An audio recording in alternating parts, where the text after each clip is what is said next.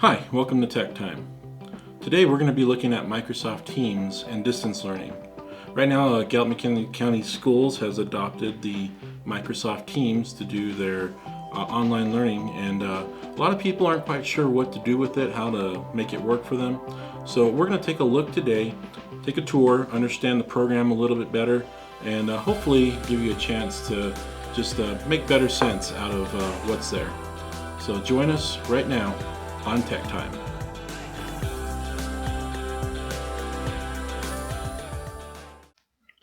Here we are working with Microsoft Teams. Um, Anyone who has a laptop from the Gallup-McKinley County School District should already have this installed on their computer, and all you have to do is just open it up and you should be good to go. I have created my own personal Teams account, so I'm not connected to anybody or the district or anyone. Um, Basically, this is just to give you an overview of what's here so that you understand a little bit better of um, what is available. We're going to start by looking at the activity button. So activity, and I'm not going to have any activity to show you because I'm not interacting with anybody on this at the moment. But you should be showing a lot of activity, especially since school's been in session for um, a little over a week now. The activity feed is going to show you what kinds of things have been happening. If you've been invited to a meeting, if you've chatted, if you've been assigned something, uh, anything that is happening through Teams should show up in the feed in a timeline. I like to think of it as almost like when you're looking at Facebook and you are looking at the activity going on with all of your friends. It just kind of stacks up there. And it's a very similar thing here for Microsoft Teams. Now, before I continue, I do want to note that parents, this is mostly to help you navigate through this with your children as they're working through it as well. Feel free to open up your child's computer and just kind of follow along as we go. If you are a young person that's watching this, hopefully this will just help you to understand, the purpose of these buttons just a little bit more. All right, so continuing on past the feed now in the activity, let's talk about the chat button for a moment. Now, chat is exactly what it says. It's for chatting, sending private messages to whoever is within your organization. Um, all the students who are loaded into classrooms, they should be able to find all of the teachers that are in the school, as well as the students who are in their classes. And again, private chat is meant to just allow you to ask questions and things privately so that it's not, this conversation isn't happening where everybody can see it. It is not meant to be used to have little private discussions during class and being disruptive and stuff. So keep that in mind. Now, your chat messages will show up based on who you are chatting with. So, for example, if you've had a conversation with your teacher, their name will show up on the chat as well as a quick preview of the last message. When you click on them, it will take you into the full screen chat where it'll show the entire conversation that you have had with that person here in the middle screen, in this middle area. With the private chat, you also have the option of doing a private phone call. So when you call somebody, it lets the person know on their computer that you want to talk to them. You can do this either just audio using words and just talking back and forth, or you can also do it as a video chat, which it can be really helpful if you're especially trying to work with a teacher and you want to have a face to face. So you can call that person individually, have that private one-on-one chat, and discuss whatever issues or things that you need to get through. And then those conversations will remain in this area until you remove them yourself.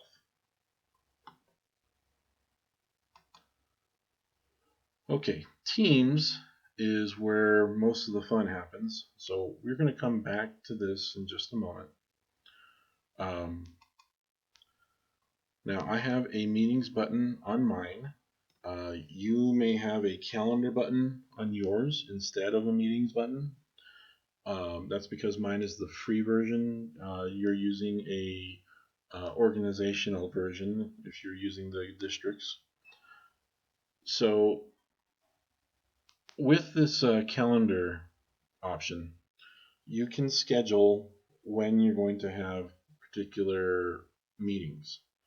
Let's say, for example, you are an elementary school teacher, and every morning you want to have a initial meeting to take attendance and get things started. So in your calendar, you can set up every morning there is a meeting from this time to this time. That way, you can train your um, classes to always look for that first meeting to jump in. Often it will also appear when a meeting is available in this upper right hand corner. It will usually show that a meeting has started and give you the join option, which can be pretty handy if you're having trouble trying to find these things. And often it'll even show you who is currently in the meeting. So that way you can tell if it's something that the teacher has actually set up or if it's something that one of the students has accidentally done. That does tend to happen a lot, so bear with everyone as we're trying to understand this program better. So great way to just set up those meetings for the day and just let everybody know, hey, go to your calendar. You'll see the list of meetings for the day. This is the time that we're meeting from, and then just stick to that calendar. You do have the option of sharing files with people. This would be great, a great way to like share a weekly planner. You know, this is what we're going to work on for the week, and it's just a document that they can look at. You can also share things like worksheets, study guides, you know, any kind of file that you can upload into the system, you can share in the files area. The three dots down here are for extra apps that you have available to you. Now, sometimes these apps are things that are already installed that you can just click to open. So if you know something is supposed to be on that left-hand side and you can't find it, such as the calendar, you can click on the three dots and then it'll show up here. You can also add more apps if you feel the need to by clicking on the More Apps button and scrolling through the different additions that are available for you to download and use in your teams. And there are some nice little things here that are helpful. If you are a teacher who's watching this, one thing I would recommend to you is Kahoot. This is a great way to do quizzes or studying or just a team activity. Um, Basically, it is a quiz app, and it's a fun way of actually doing it because it allows you to prepare questions ahead of time with the correct answers, and then almost run it like a game show where everyone gets a chance to answer questions and see if they get it right, and then they get points, and it can be a lot of fun. So definitely an app worth looking into. Just want to put that out there. Again, lots of different apps here that you can use. Quizlet is another good one for doing quizzes or studying.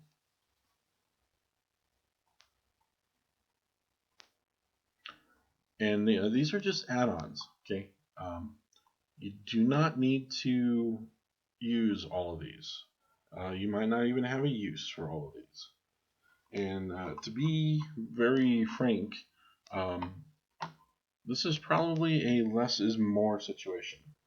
You don't want to bog yourself down with a ton of apps and then confuse people that are already confused to begin with. So it's always best just to kind of pick what is going to be the most useful to me and then kind of stick within those bounds. Okay, we're gonna move on over now into the meetings button. I'm sorry, teams button. I clicked the wrong one. So this is where the majority of your time is probably going to be spent because it's all about organizing your classes and falling into a certain area. So students, you will already be entered into the teams that you are a part of. Elementary students will probably be entered into a general team for their classroom teacher, and then maybe into special teams for the different specials classes that they might have. And then if they are doing other types of things, like if they're getting special help, there might be a team for that. But for the most part, the elementary should not have too many teams here. Middle school, high school will probably have a lot more because each class that they're enrolled in should have its own team. Now, don't get confused by that word team. What this really is getting at is you're in this group. So, a high schooler might have first hour English. So, they would be in group English first hour. And everything that they need should be within that team. So the teams are just a way of breaking your classes down into different groups so that it's organized for you. That way, like if you're in elementary school, you're not having to go looking for English stuff in a math folder with science stuff mixed in. There's probably a folder for your English work, probably one for your math work, and so on. So don't get confused by that. Just be aware that you will have multiple teams, and your teachers should tell you which team you need to be in at any given time. Now, along with that idea, let's say that you are in a team. So I made a practice team, and in that practice team, I created the category general. Okay, so this is the team, and within the team, I have created a subcategory.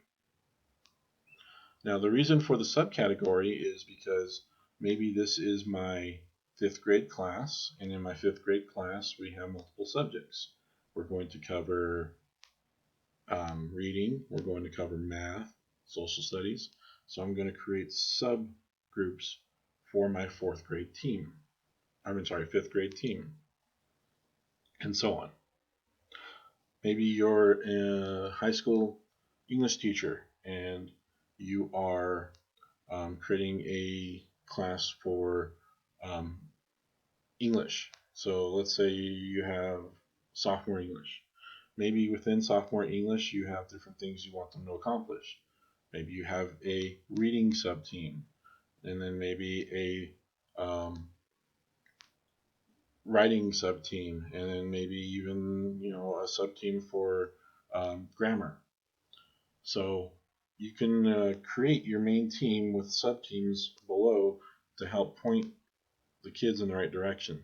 And parents and kids, your teachers who have already created some of these things might already be doing this. And so try to think about where these things would be and find them in this area. With each team and with each subcategory within that team, you will also have the option to create apps. And these apps up here are going to be specific to that team. Now, the first thing that always pops up when you jump into the team is the posting area, and that's what we're seeing right here. So that's where most of your general discussions are going to happen in the posts. There can be chatting that happens through this post, but be aware that anybody who has access to that team is also going to have access to that chat. This is different from the private chat, the private messaging, which is a whole different button. This is the general population, general discussion board. So this is a great way for classes to have discussions about things, especially for the older kids who are, learning something. Teacher could post a PowerPoint into this general post area that they can watch, and then require that everybody discuss what they saw in the PowerPoint. Maybe even have a requirement that everybody has to post a comment or something. But that kind of activity would happen here in the posting area. Any meetings that happen will also show up in this area. So if the teacher decides to hold a face-to-face meeting, they can start the meeting in this area, and then it'll show up for everybody to click on and join the live meeting, and then get the face-to-face information. You can also share specific files that are just for this particular team, this particular subcategory. This is different from the files button out here on the left hand side. This is more for general file sharing. This is more specific file sharing. You can also add more apps and more tabs to this area depending on what you feel you're going to need for this particular class. Microsoft does provide their general products, Word, Excel, PowerPoint, for you to use in this area. There are also more tabs that you can add, and really it's up to you to figure out what is going to be the best option for what you're trying to do. There's no right or wrong way to do this, unfortunately. Everyone's still learning how to operate within this system, and so it's going to take some trial and error. But please note that you do have these things available that you can add. When you add it to the tab, now this is to the teachers, it will be available for all the students to access as well. Students, parents, you can add your own personal tabs if you need to. If it gives you the plus sign, it's possible that this has been disabled so that you don't bog it down with a lot of things. If that's the case, not a big deal. You can still save things and open things using the ellipses here and adding some more tabs on the left hand side. But the tabs that are here within the teams, these should be specific to help with whatever work is being given in this particular class. So if it is a math class, for example, the files shared might be worksheet pages to work on. One of the tabs that might be added might be an Excel document so that they can answer the questions in an Excel document and submit them, or a form of some sort where they can answer questions. Anything related to the class should be there and easily accessible. So students, parents, if you're trying to figure out where things are, figure out what class you're in first, go to that class on Teams on the left hand side, and then look up in this area and see what teacher has placed there and what you might need for that particular class. And as you look at all of your teams, again, this will change. It will change to fit whatever team you happen to be working in at this particular time. So don't get confused, and always, if you're not quite sure where to find something, remember, you can ask the teacher. All of this is connected. That's why it can get a little confusing, because when you post something in one team and you are part of multiple teams, and all the members of that team are going to get the notification too, and so you end up with just notifications everywhere. So try to keep that in mind as a parent or as a student who's working on this. Um, if you're trying to get information from the teacher and you're in a particular team at that time, ask your question in the general post. There might be something that's helpful for everybody.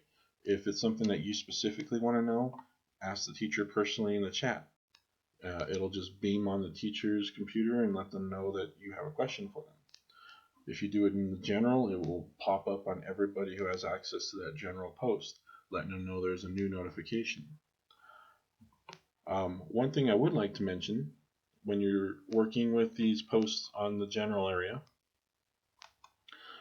if you type the @ symbol and then the username of the person that you're trying to talk to, so for example, let's say it's the teacher's name. So if you did @ and then I'm just going to put teacher name, but you would put your actual teacher's name there, and then type your information. I need help finding the assignment. This will mark it on that person who you are typing with the @ symbol. So if it's the teacher's computer will inform them that they have been mentioned, and then it will get their attention a little bit easier so that they can look at this comment and know that someone is specifically trying to talk to them. Same thing goes if you're trying to have a discussion and you wanted to respond to somebody's post. You could @ that person, so you would put @ their name and then write, "That's a very good point, I agree," or "I disagree, have you thought about this?" And then it will let them know that you are talking to them specifically. So again, that's for the general posting here. That is not the chat over here. Two different things. Alright, so I hope that gives you kind of a general idea of how to operate and work within the Microsoft Teams. The last thing I'm going to show you is the actual meeting, and let's see if it's going to let me do this, because I am using the computer camera to actually record this at the moment. But let's find out here.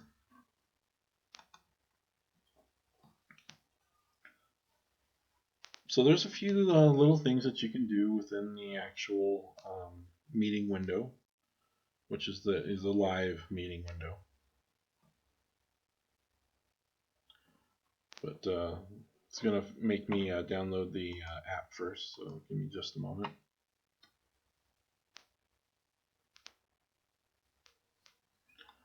And as always, if you're having any issues working within any of the teams, always ask, feel free to ask your teacher or even ask your school for help, because if you have a question, there's a chance somebody else might have a question. If you're having an issue, there's a chance that other people are having the same issue. So don't be afraid to ask questions.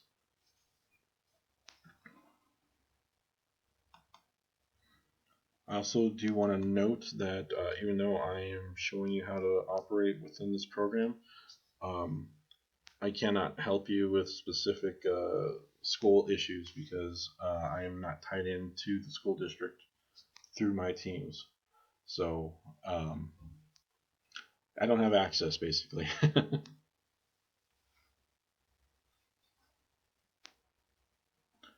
Alright, so it's going to load up.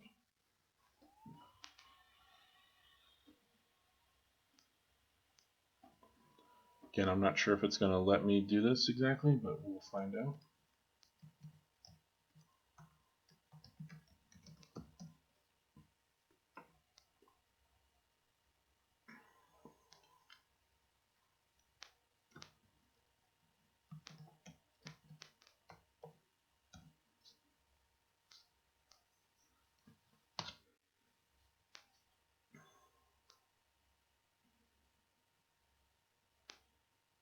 And all those of you who are watching this, you already have this installed as an app on your computer. That's why it appears down below here when you open it.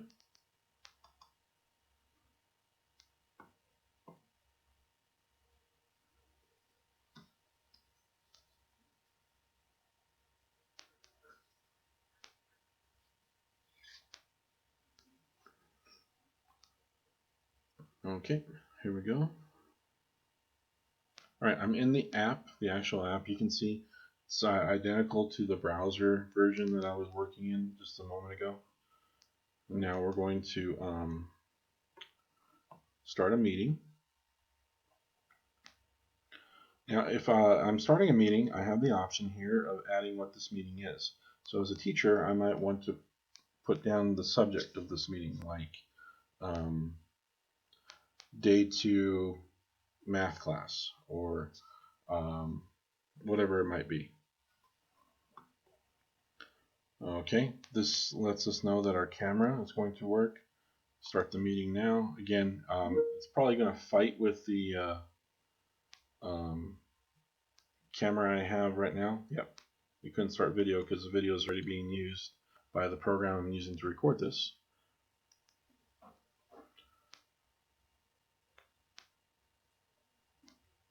Okay, so in the meeting, when you're in a meeting with someone, there are a few little handy things that you have. There is a raise your hand option, which is supposed to put a little hand in front of you so that if the teacher is looking, they can say, yes, what is your question? You can have a chat conversation in this meeting, which will appear on the right-hand side.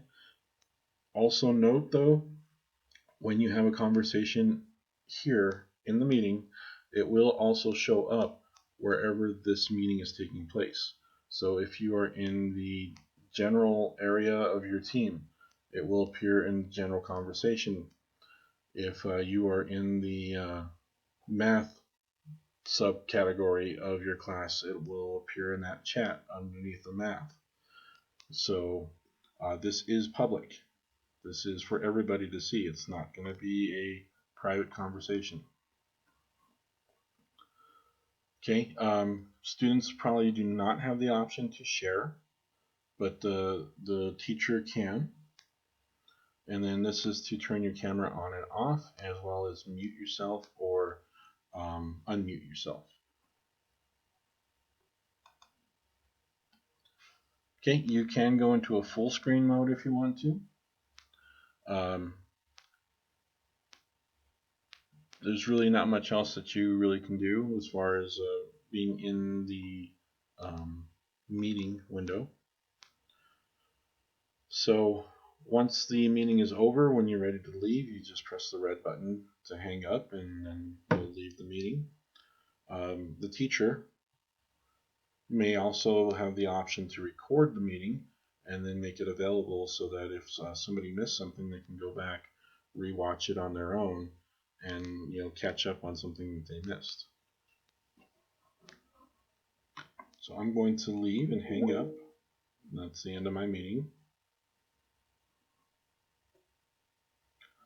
So again, be patient. Everybody is still trying to figure this out and learn how to work with it. Always ask questions when you don't know what's going on. Try to contact your teacher.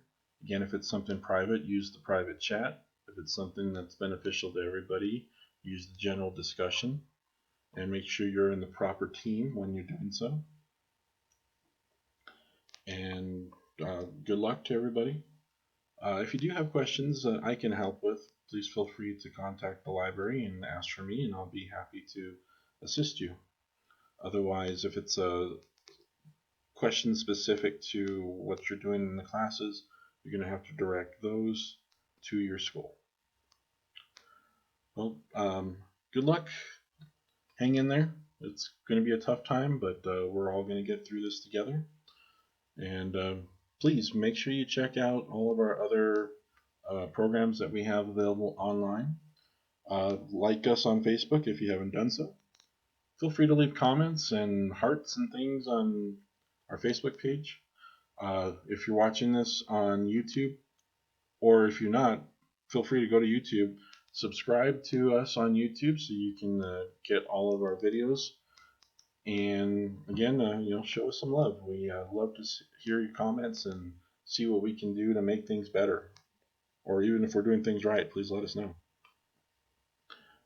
Until next time, have a great week, everybody. And we'll see you next time on Tech Time.